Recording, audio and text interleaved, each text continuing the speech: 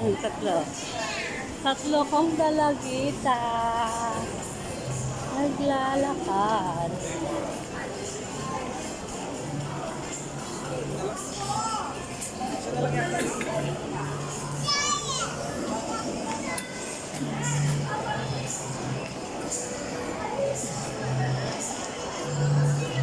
Sakay na kayo!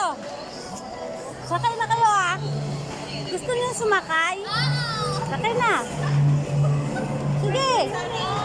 Sakay na kayo ah! Para ma-experience nyo naman sumakay ng kabayo. Ayaw nyo?